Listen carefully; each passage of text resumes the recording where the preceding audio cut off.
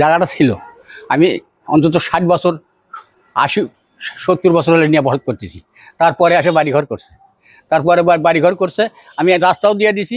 এই এই জায়গার নাম হলো সাদেক আলী, তারপরে পিতা জংশের আলী না, তারপরে মমিন, পিতা মসির আলী, তারপরে গোভার আলী, পিতা গোভার আলী, আর ইয়ার নাম হলো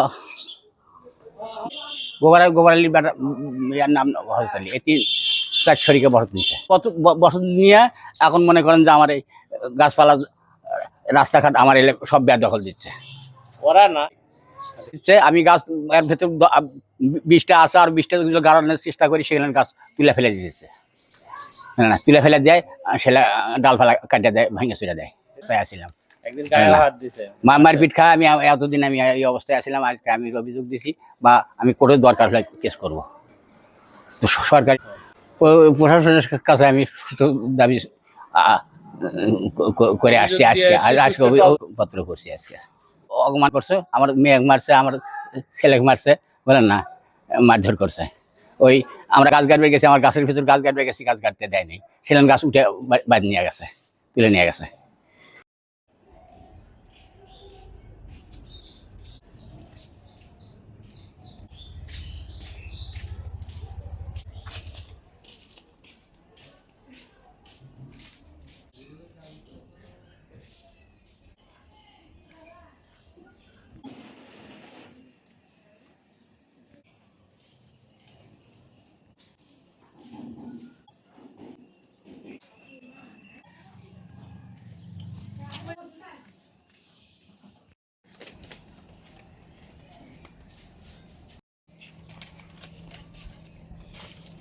বসত বাড়ি, এখানে এই পুরো রাস্তাটাই আমাদের দেওয়া।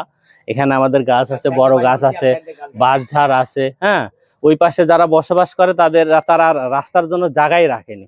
এখন আমি আমার জায়গায়, এখন তারা এখানে কি করবে জানি না। এখন আমার এই বাঁশঝাড় সহ সে দখল করতে চায়, বিভিন্ন রকম পায়তারা করিতে। এই দেখেন আমার গাছগুলোর গোড়ায় লবণ দিছে, হ্যাঁ, গাছগুলো মেরে ফেলানোর জন্য। এখানে যখনই বাসের একটা কুরুল বেলে পাড়া দিয়ে ভেঙে ফেলায়। হ্যাঁ, এরকম করে জ্বালায় আসতেছে। এখন প্রশাসনের কাছে আমরা প্রশাসনের স্বর্ণপঞ্চী এলাকায় বিচার দিছিলাম, আমরা সুষ্ঠু তদন্ত বিচার পাই নাই। তো সেজন্য আইনের আশ্রয় নিছি, আজকে অভিযোগ দাখিল করছি, থানায় অভিযোগ করে আসছি। আইনের প্রতি শ্রদ্ধাশীল রেখে আইনের যারা রক্ষক আছে তাদের কাছে দাবি এটা সুষ্ঠু সমাধান করে চাচ্ছি তাদের কাছে। তারা যদি বসে সুষ্ঠু সমাধান করে দেয় আমি কৃতজ্ঞ থাকবো।